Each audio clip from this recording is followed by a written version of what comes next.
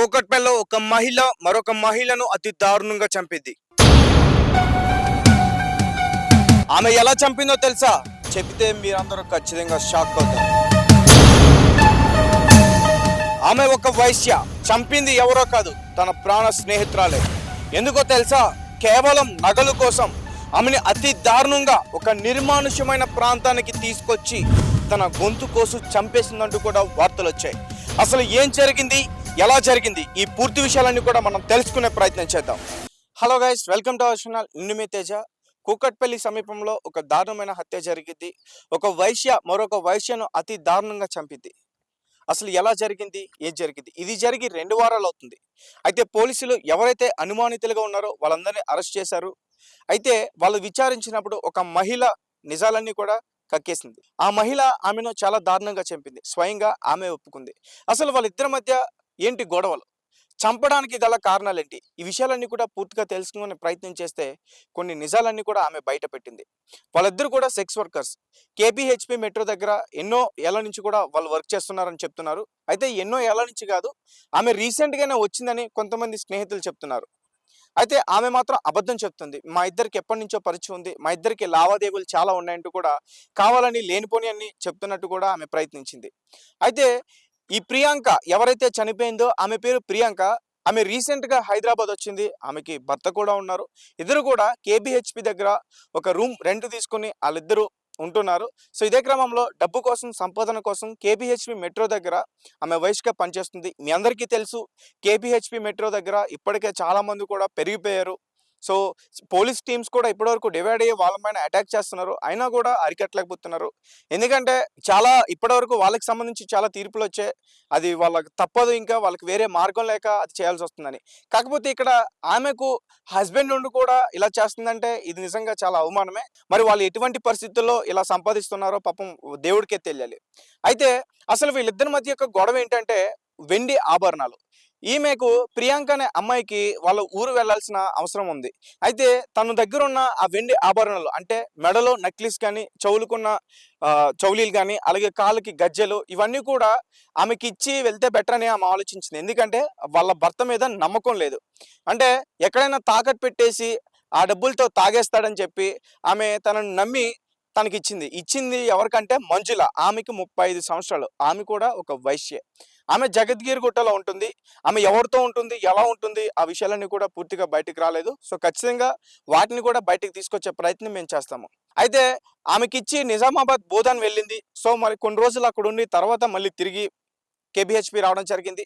వచ్చిన తర్వాత నీకు మొన్న నేను అవన్నీ కూడా ఇచ్చాను కదా, మరి నాకు అవన్నీ తిరిగిస్తావా, నాకు అవసరం ఉంది అని చెప్పేసి ఆమె అడిగితే ఆమె ఏ విషయం కూడా చెప్పలేదు. ఫోన్ కూడా కట్ చేస్తుంది, ఫోన్ నెంబర్ బ్లాక్ చేసింది. సో చాలాసార్లు ఆమె ఎక్కడైతే ఉందో ఆ ప్రాంతం తెలియదు. సో ఆ గొడవ కాస్త ఆ మంజుల అనే వ్యక్తి ఎవరైతే ఉన్నారో, ఆ మహిళ ఎవరైతే ఉన్నారో ఆమె చాలా బలంగా కక్ష పెట్టుకుని ఆమెను ఏదో ఒకటి చేయాలని చెప్పేసి ఫిక్స్ అయింది. సో మొత్తానికి ఆమె ఏదైతే ఇచ్చిందో ఆ ఆభరణాలని కూడా తిరిగి మళ్ళీ ఆమెకి ఇచ్చింది. ఇచ్చిన తర్వాత ఆమె ఏం చేసిందంటే కొంతమంది వాళ్ళ ఫ్రెండ్స్తో కలిసి, సో వీళ్ళు ఖచ్చితంగా ఫ్రెండ్స్ సర్కిల్ ఉంటుంది, అబ్బాయిలు కావచ్చు, అమ్మాయిలు కావచ్చు, వాళ్ళ ప్రవర్తన ఎలా ఉంటుందంటే చాలా దారుణంగా ఉంటుంది. ఎందుకంటే కేబిహెచ్పి మెట్రో దగ్గరికి ఎవరైనా ఒక అమ్మాయి కోసం వస్తే వాళ్ళపైన కూడా ఇలాంటి అటాక్స్ చేస్తారంటూ కూడా గతంలో మనం చూసాం. సో ఇదే విధంగా ఆమె కొంతమంది అబ్బాయిలతో ఫ్రెండ్షిప్ చేసి వాళ్ళని, నాకు ఈ గొడవ జరిగింది, ఆమెను ఏదో ఒకటి చేయాలని చెప్పేసి వాళ్ళ హెల్ప్ తీసుకున్నట్టు కూడా తెలుస్తుంది. సో ఖచ్చితంగా ఇంతవరకు చంపడానికి వచ్చిందంటే దీని వెనకాల ఖచ్చితంగా అబ్బాయిల ప్రమేయం ఖచ్చితంగా ఉంటుంది. సో వాళ్ళ సహాయంతోనే చంపిందని నేను అనుకుంటున్నా. మరి పోలీసులు ఏం చెప్తారో పూర్తి విషయాలన్నీ కూడా త్వరలోనే చూద్దాం.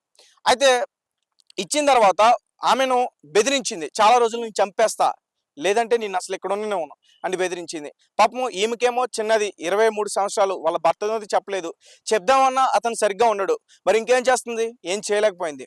సో ఇంకా భయపడి ఇంకా ఆమె మాట వినింది. ఒకరోజు ఆమె ఏం చెప్పిందంటే, నువ్వు మర్యాదగా మా ఇంటికి వస్తావా, రావా, మనం ఈరోజు మందు తాగుతాం, ఈరోజు మనం ఎంజాయ్ చేద్దాం, నువ్వు రానంటే నేను ఊరుకోనంటూ ఆమెను బెదిరించింది. ఇంకా ఈమె నన్ను ఏదో ఒకటి చేస్తుందని ఆమె అనుకోవడంతో ఆమె ఇంటికి వెళ్ళింది. మొత్తం కూడా పూర్తిగా మద్యం సేవించారు. మద్యం సేవించిన తర్వాత వాళ్ళ ప్రవర్తన ఎలా ఉంటుంది అంటే, వాళ్ళదనే కాదు ఎవరిదైనా సరే కొంచెం మతి సరిగ్గా పనిచేయదు. మొత్తం మత్తులో ఉండి ఏం చేస్తున్నామో మనకి అర్థం కాదు. ఇంకా మహిళలైతే ఆ టైంలో ఇంకా ఎలా ఉంటారో మీరే అర్థం చేసుకోండి. సో చాలా ఇబ్బంది పడింది. అయితే మొత్తానికి ఆమెను ఆ మత్తులో ఉన్నప్పుడు ఎక్కడైతే వాళ్ళు సిట్టింగ్ వేశారో అక్కడి నుంచి కూడా ఇక్కడ లోదా అపార్ట్మెంట్స్, ఇది కేపీహెచ్పి నుంచి కొంచెం లోపలికి ఉంటుంది. సో ఇదంతా కూడా నిర్మానుష్యమైన ప్రాంతం. ఇక్కడికి నైట్ టైం ఎవరైనా వచ్చి ఏం చేసినా, పెద్ద అరుపులు వేసినా కూడా గట్టిగా వినిపించదు. ఒక అడవి ప్రాంతంలో ఉంది ఇదంతా కూడా. సో ఇక్కడికి మెల్లగా అబ్బాయిల సహాయంతో ఇక్కడికి తీసుకొచ్చింది ఆ 35 ఏళ్ల మంజుల, 23 ఏళ్ల ప్రియాంకను ఈ ప్లేస్కి తీసుకొచ్చి, మరి తీసుకొచ్చిన తర్వాత ఏమైందో ఏంటో తెలీదు. సో అమ్మాయి పైన ఖచ్చితంగా లైంగిక దాడులు జరిగాయంటూ కూడా పోలీసులు చెప్తున్నారు. సో ఫారెన్సిక్ రిపోర్ట్స్ ఇంకా బయటికి రావాలి, పోస్ట్ మార్టం రిపోర్ట్స్ కూడా ఇంకా బయటికి రావాలి. అయితే ఈ రిపోర్ట్స్ వచ్చే క్రమంలోనే పోలీసులు పూర్తిగా ఆ మంజుల అనే మహిళను గట్టిగా విచారిస్తే ఈ నిజాలన్నీ కూడా వచ్చాయి. ఆమె ఎలా చంపిందో తెలుసా? చాలా దారుణంగా చంపింది. మత్తులో ఆమె ఏం చేస్తుందో కూడా ఆమెకు అర్థం కాలే. ఆ ప్రియాంకను ఇక్కడికి వచ్చి కొట్టి, దారుణంగా కొట్టి, హింసించి, అటు ఇటు తిప్పి, ఇవన్నీ కూడా పోలీసుల విచారణలో వచ్చిన సంఘటనలు. వాళ్ళు చెప్పిన విషయాలన్నీ కూడా కొట్టి, మొత్తానికి ఆమె ఛాతిపైన కూర్చొని గట్టిగా మాట్లాడుతూ, ఆమె గొంతు పిసుకుతూ, నువ్వు నన్ను అందరిలోనే అవమానిస్తావా? నా గురించి నీకేం తెలుసు? కేబిహెచ్పిలో నేను అనుకుంటే ఏదైనా చేయగలను, నా వెనకాల ఎవరన్నా తెచ్చుకోను, నిన్ను చంపేసినా సరే నన్ను ఎవరు ఏం చేయలేరు అన్నట్టుగా గట్టిగా మాట్లాడి. సో ఖచ్చితంగా మనం అర్థం చేసుకోవాలి, ఆమె తాగేస్తుంది, అందుకే అంత విపరీతంగా రెచ్చిపోయింది. కానీ ఆమెకి తెలియని విషయం ఏంటంటే, ఆమె ఏం చేసినా, ఒకవేళ ఆమె చంపినా చంపకపోయినా మరుసటి రోజు పోలీసులు వచ్చి ఆమెను తీసుకెళ్తారని పాపం ఆమె పసిగట్టలేకపోయింది.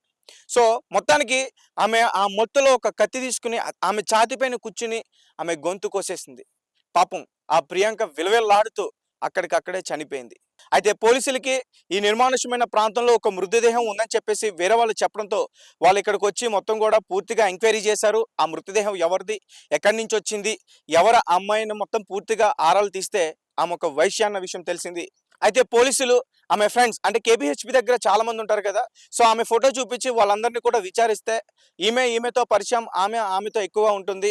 సో వాళ్ళిద్దరికి కూడా ఈ మధ్యన ఎక్కువ గొడవలని, అంటే నలుగురిలో గొడవ అయితే ఖచ్చితంగా అందరికీ తెలుస్తుంది కదా.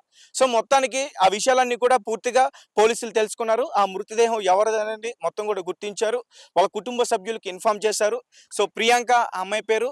సో మొత్తానికి పోలీసులు పూర్తిగా ఇన్వెస్టిగేషన్ చేసి హంతకుడు కాదు, హంతకురాలే, అంటే ముందు ఏమనుకున్నారంటే ఎవరో ఒక అబ్బాయి ఒక అమ్మాయిని కావాలని ఇక్కడికి తీసుకొచ్చి, లేదంటే ఆమె నిజంగానే వేరే డబ్బులు ఇచ్చి కావాలనే వేరే ఏదో ఆశించి ఇక్కడికి తీసుకొచ్చి ప్రయత్నించే క్రమంలో ఇలా చేసుంటాడని కూడా పోలీసులు అనుమానించారు.